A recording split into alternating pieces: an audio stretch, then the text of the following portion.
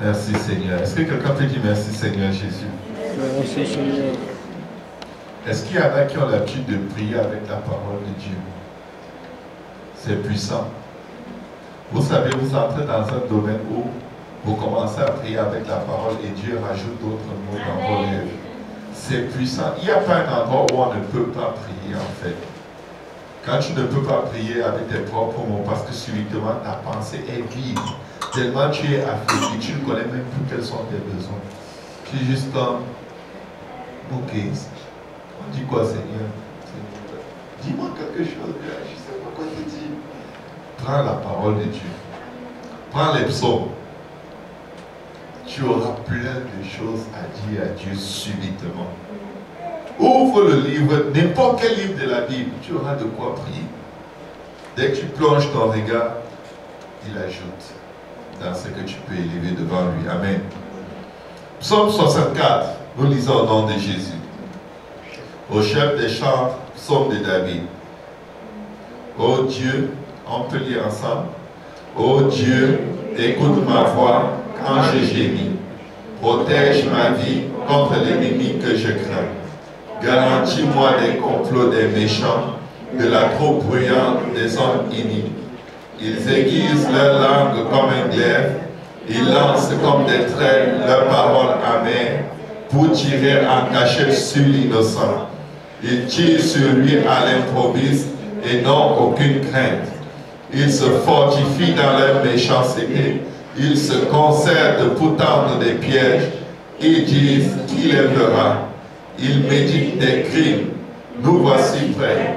Le plan est conçu, la pensée intime, le cœur de chacun est un abîme. Dieu lance contre eux ses traits, soudain les voilà frappés.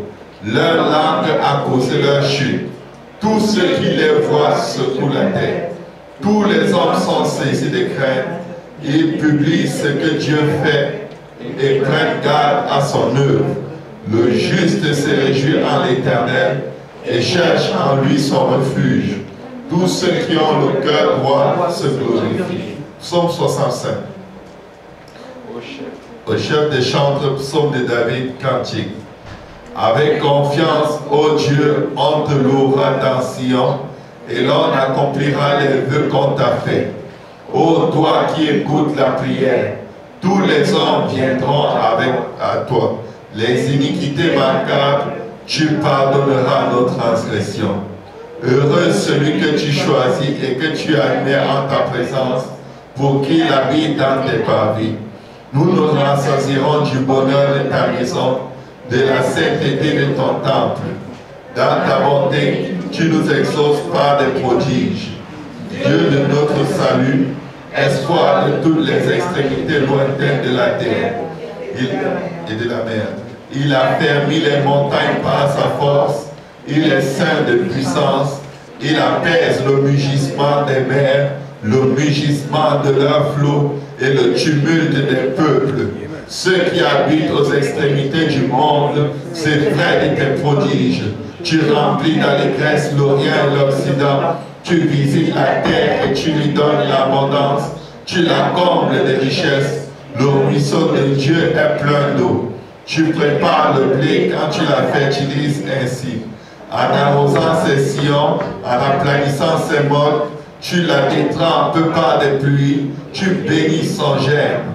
Tu couronnes l'année de tes biens et tes pas versent l'abondance. Les plaines du désert sont abreuvées et les collines sont saintes d'allégresse. Les pâturages se couvrent de brebis et les vallées se revêtent de froment. Les cris de joie et les chants retentissent. Amen. Psaume 103.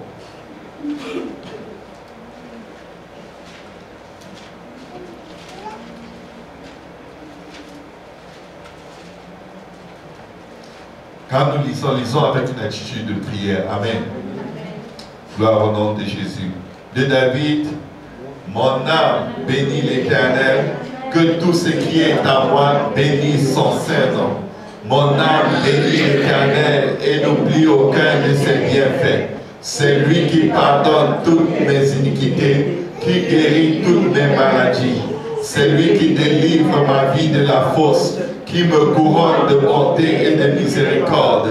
C'est lui qui rassasie de bien ma vieillesse, qui me fait rajeunir comme l'aigle.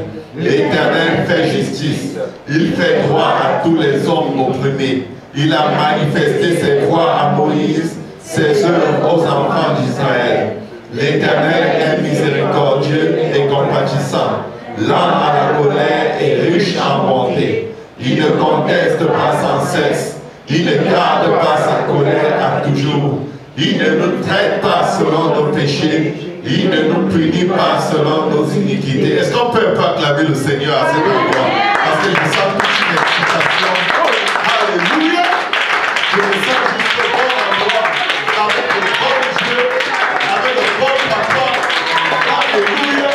Je sens juste monter dans mon cœur. Je me sens envie de lui dire Alléluia! Alléluia! Alléluia! Alléluia!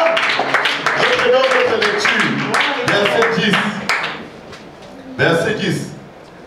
Il ne nous traite pas selon nos péchés. Il ne nous punit pas selon nos iniquités. Mais autant les cieux sont élevés au-dessus de la terre, autant sa bonté est grande pour ceux qui le craignent. Est-ce qu'il y a quelqu'un qui craint l'Éternel ici? Alléluia, verset 12.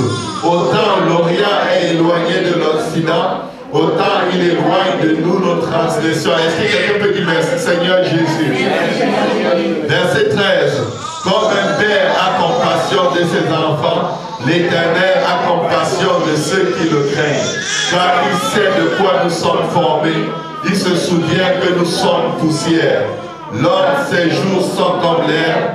Il fleurit comme la fleur des champs. Lorsqu'un vent passe sur elle, elle n'est plus, et le lieu qu'elle occupait ne la reconnaît plus. Mais la bonté de l'Éternel dure à jamais pour ceux qui le craignent, et sa miséricorde pour les enfants de leurs enfants, pour ceux qui gardent son alliance et se souviennent de ses commandements afin de les accomplir. L'Éternel a établi son trône dans les cieux et son règne domine sur toutes choses. Bénissez l'Éternel, vous ses anges, qui êtes puissants en force et qui exécutez ses ordres en obéissant à la voix de sa parole. Bénissez l'Éternel, vous toutes ses armées, qui êtes ses serviteurs et qui faites sa volonté. Bénissez l'Éternel, vous toutes ses œuvres, dans tous les lieux de sa domination. Mon âme bénit l'Éternel. Alléluia, béni soit le nom du Seigneur. Merci Seigneur Jésus. Merci Seigneur Jésus. Merci Seigneur Jésus. Merci Seigneur Jésus. Merci Seigneur Jésus. Je suis fier de t'appartenir. Je suis fier d'être ton peuple. Je suis fier d'être ton enfant. Tu ne me juges pas selon nos péchés. Tu ne nous punis pas selon nos iniquités.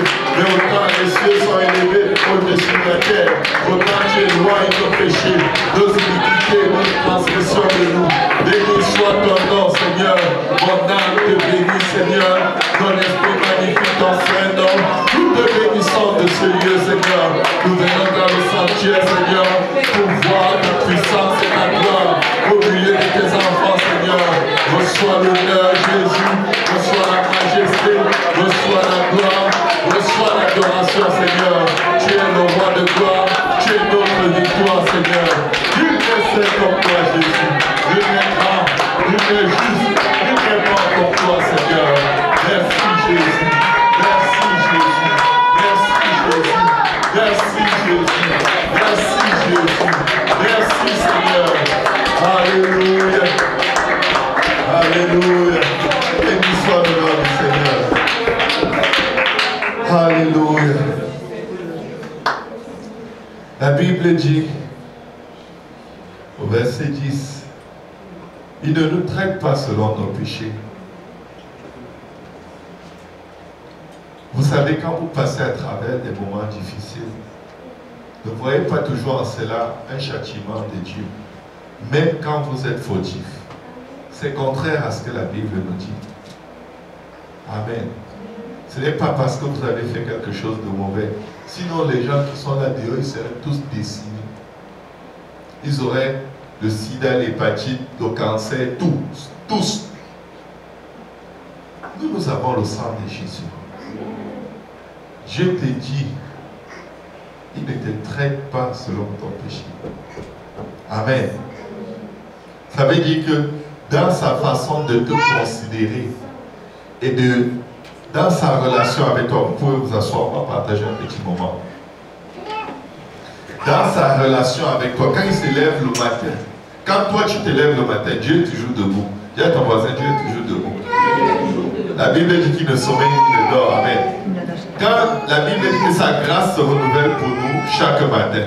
Donc quand le matin arrive et qu'il vient voir le frère Maxime, il voit le sang de Jésus et il fait tout le bien qu'il aurait fait à son propre corps quand il était sur la terre. Il ne vient pas regarder tes péchés. C'est quand tu dis à Dieu, sonde-moi et connais-moi, que Dieu dit, bon, ok, parlons des choses sérieuses qui sont à l'intérieur de toi. Dieu ne vient pas te bombarder avec des actes d'accusation parce qu'il a effacé l'acte dont les ordonnances te condamnaient et qui subsistaient contre toi. Dieu vient te faire du bien chaque matin, peu importe l'endroit où tu te trouves. J'irais même jusqu'à dire, peu importe si tu es croyant ou non croyant. Je vous le dis. Je vous le dis. Amen.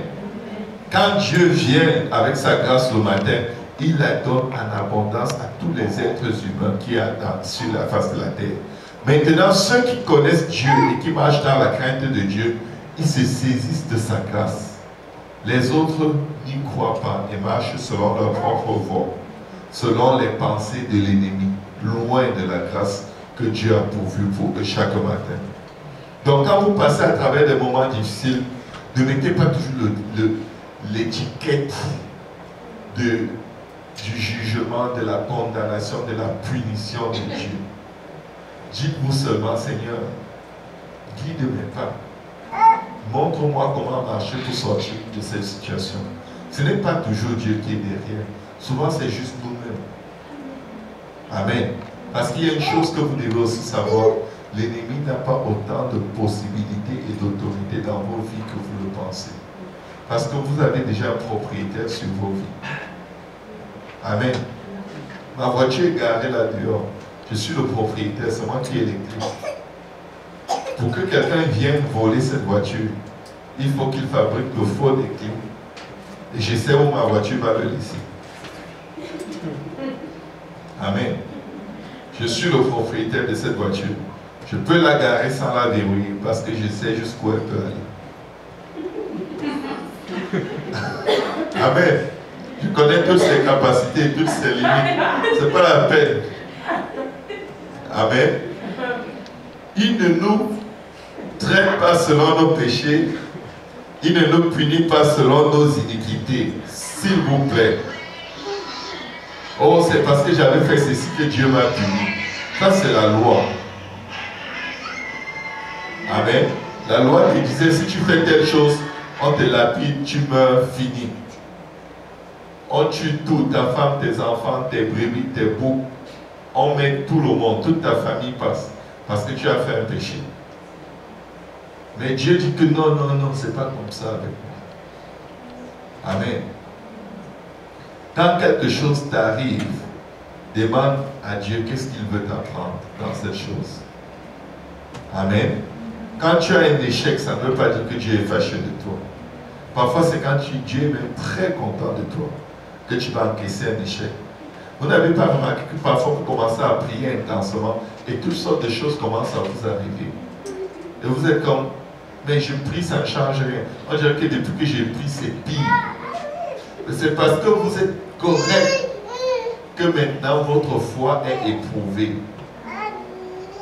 Votre foi est éprouvée. L'ennemi veut démontrer à Dieu que si tu lui fais, si tu me laisses faire telle chose dans sa vie, il va arrêter de prier. Dieu dit non, il ne va pas arrêter. Il ne va pas, il va prier. Il va me louer, il va m'adorer parce que c'est un vrai adorateur qui m'adore en esprit et en vérité. Ce n'est pas un adorateur religieux. C'est un adorateur qui a une relation avec moi. Je le connais et il me connaît. Et il sait que je n'ai pas l'intention de lui faire du mal.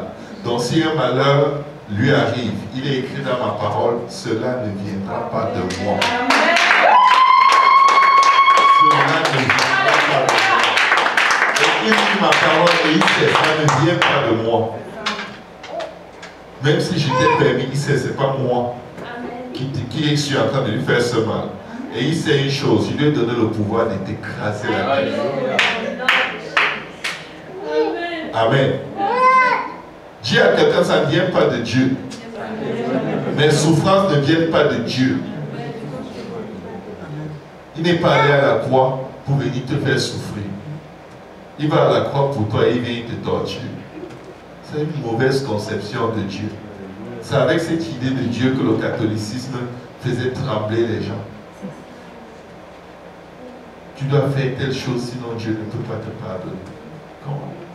Il me pardonne à cause de lui, à cause de son sang qu'il a versé à la croix. Ce n'est pas à cause de mon sang, ni de mes bonnes œuvres. Amen. Gloire au nom de Jésus. La Bible te dit ceci. Mais autant les cieux sont élevés au-dessus de la terre, autant sa bonté est grande pour ceux qui le craignent. Wow. Quand nous dirigeons nos pas selon la parole de Dieu, c'est ce qui est appelé la crainte de Dieu. Ce n'est pas la peur de Dieu. La crainte de Dieu, c'est toute action que tu entreprends pour lui être agréable. La crainte vient de l'amour. Tu dis, il m'aime trop pour que je fasse de telles choses. Je ne le ferai pas. Il m'aime trop pour que je me mette à mentir comme s'il n'existait pas. Je lui dis la vérité, je veux m'appuyer sur lui, il va me délivrer. Et même s'il ne me délivre pas, je dirai quand même la vérité pour répondre à tout l'amour qu'il m'a déjà donné. Amen. Autant sa bonté est grande pour ceux qui le craignent. Il n'y a rien que tu vas perdre parce que tu fais la volonté de Dieu, que Dieu ne va pas restaurer au centuple dans ta vie. N'ayez pas peur de perdre qui que ce soit ou quoi que ce soit ou quelque position que ce soit parce que vous faites la volonté de Dieu.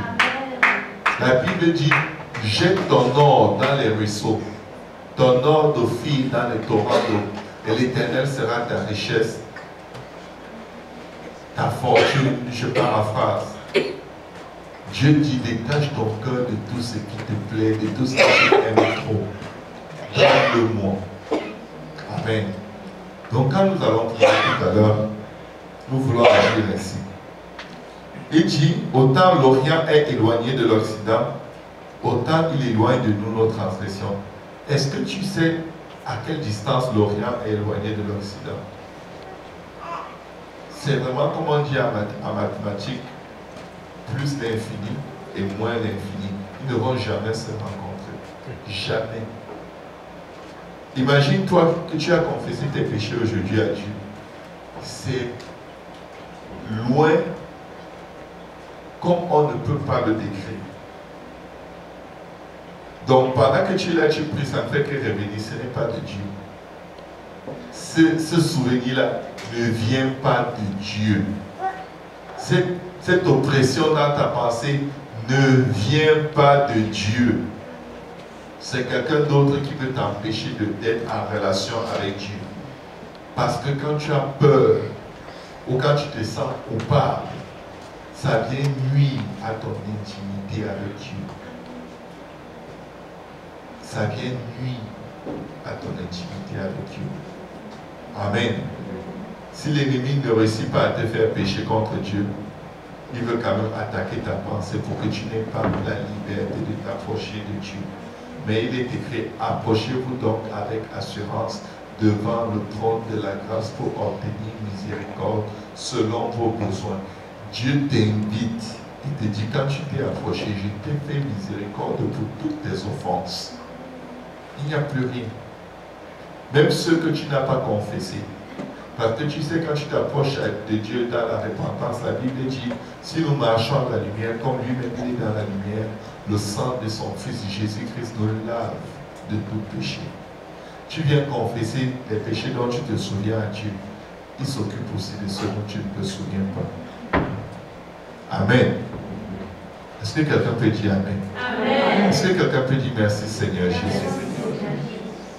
Quand la parole de Dieu dit qu'il n'y a donc plus de condamnation pour ceux qui sont en Christ, je vous dis mes frères, mes soeurs, nos prix qui a été payé, rien ne peut le mesurer. Rien. Amen. Donc nous allons prier ce soir parce que nous savons, comme il dit quand même au verset 13, comme un père a compassion de ses enfants, l'Éternel a compassion de ceux qui le craignent, car il sait de quoi nous sommes formés. Il se souvient que nous sommes poussière. Ce souvenir que Dieu a de nous pour nous accepter tels que nous sommes, il a aussi de beaucoup de gens qui sont dehors que nous voulons atteindre. Amen.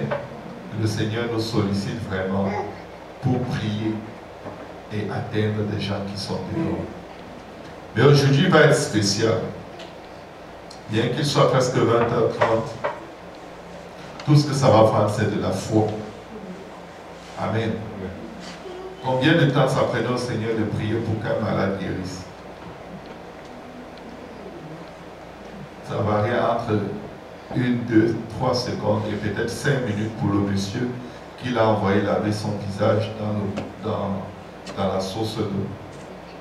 Lui, peut-être, ça a un peu fait le temps qu'il se déplace pour aller laver ses yeux et qu'il ouvre les yeux. Ça, c'était le miracle qui a pris le plus de temps. Et sa propre résurrection qui a fait 3 jours. Mais sinon, d'habitude, c'est là. Amen. Pourquoi? Ça marche par la foi. Mon frère, ma soeur, quand nous prions en tant que mandataire du royaume des cieux.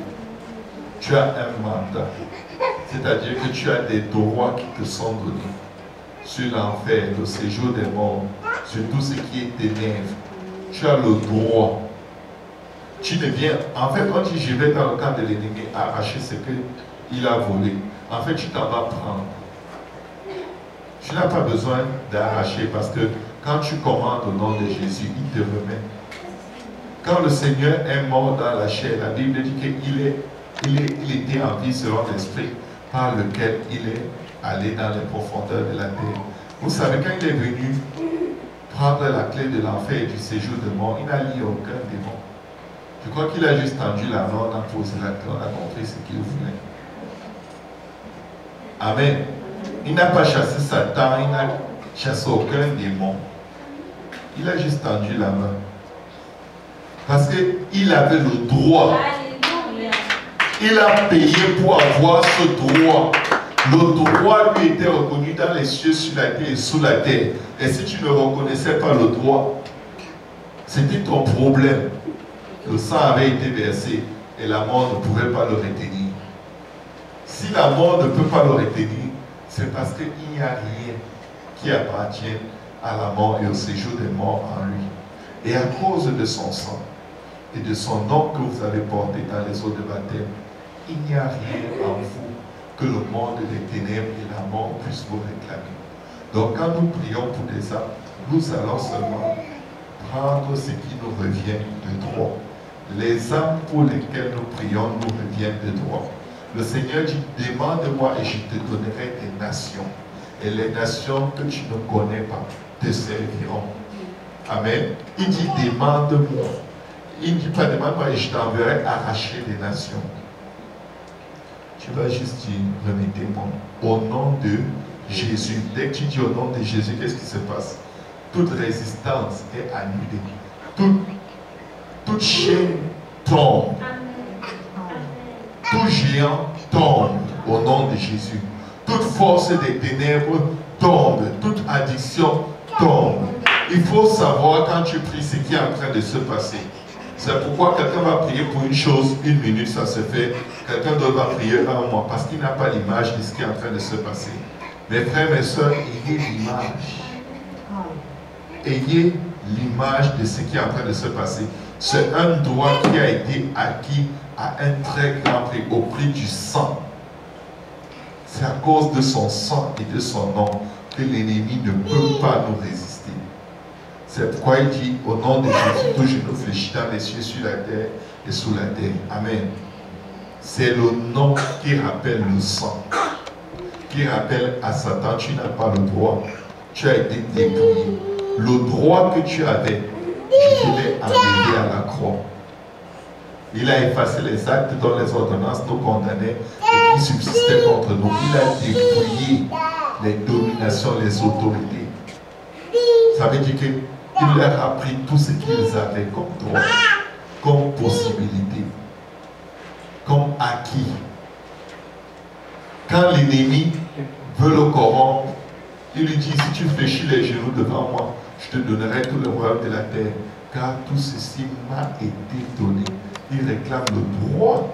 Si Satan réclame le droit qu'il a eu en prenant à Adam son autorité de roi de la terre, Dieu t'a donné un droit pour prendre à Satan tout ce que Satan a volé. Dieu a repris le droit que Satan avait volé, avait escroqué à Adam. Premier acte de son ministère, je reprends tout droit sur la terre. Je reprends tout. Il a vaincu Satan. D'abord au jardin, en se laissant tenter 3 fois. Maintenant qu'il a tous les droits, il a le droit de dire au nom de Jésus, tu es guéri. Mais lui-même ayant tous les droits et étant le droit, il n'avait pas besoin de prononcer son nom. Si tu as 1000 $ dans ton compte bancaire et tu veux signer un chèque de 500 $, est-ce que tu t'inquiètes? Non, c'est déjà en banque. Tu sais que c'est là, c'est à toi. Tu n'es pas en train de signer le chèque du compte bancaire de quelqu'un d'autre. C'est ton chèque, c'est ton argent. Amen. Donc quand vous allez prier, priez comme des ayants droit. Amen. Amen. Amen. Ne priez pas comme des mendiants. Ne priez pas comme des gens à qui tu dis, ah, laisse-moi tranquille, laisse-moi tranquille. Oh Seigneur, Seigneur. Ah, non, non, moi je ne veux pas. Bon, prie encore, je t'active parce que tu es résistant. C'est pas comme ça que ça marche. Regardez juste ces petits enfants. Dès qu'ils demandent quelque chose à leurs parents, les parents se dépêchent. Sinon ils crient. Ils gardent tout le service. Ce n'est pas leur problème si tu grondes. Amen. Dieu n'attend pas que tu cries. Il dit avant que tu ne m'invoques, je répondrai. Avant que tu n'aies terminé de prier, je t'aurai exaucé. L'ange dit à Daniel, dès que je vais paraphraser, dès que la pensée t'est venue de prier, la réponse était déjà en route. Est-ce qu'il y a quelqu'un qui veut prier? Est-ce qu'il y a quelqu'un qui veut prier? La réponse est déjà en route. Vous pouvez vous lever. La réponse est déjà en route. Amen. Alléluia. Maintenant, ça dépend de toi. Fais connaître tes besoins à Dieu par des prières et des supplications avec action de grâce.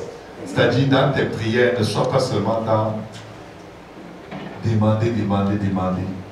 Tu dois intercéder à certains moments et à certains moments, tu dois élever vers Dieu des actions de grâce. C'est la cerise sur le gâteau, les actions de grâce. Ça prouve que tu es croyant, que tu sais que Dieu va le faire. Amen. Donc on va prier pour les besoins de la conférence. Nous allons prier pour les prédicateurs qui vont nous apporter la parole. Nous allons prier pour l'évangélisation dans tous les coins de la ville où les frères sont sortis et où les frères et les sœurs sortiront encore demain. Nous voulons vraiment prier pour tout cela, pour qu'il y ait un impact sans précédent dans cette conférence. Amen.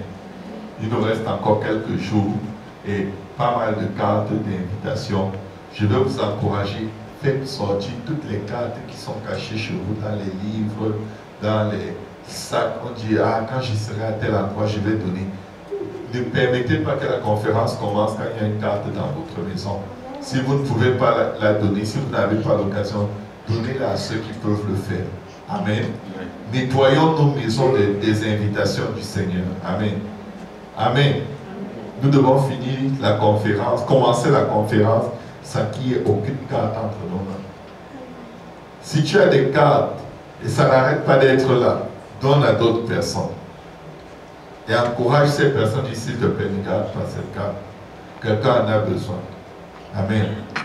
C'est toujours une semence. Même quand vous la donnez à quelqu'un et la personne jette, la parole qui est écrite sur la carte va porter son fruit dans sa vie. Parce que la parole de Dieu ne sort pas et retourne à lui sans accomplir ce pourquoi elle est sortie. S'il touche, c'est bon, le contact est là. Donc ne vous inquiétez pas de la suite. Si quelqu'un touche, même s'il vous rend, c'est déjà fait. L'invitation est déjà là. Amen. Oh, je ne dis pas d'aller taper les cages sur les gens. Vous risquez de vous faire appeler la police. Pas agressif.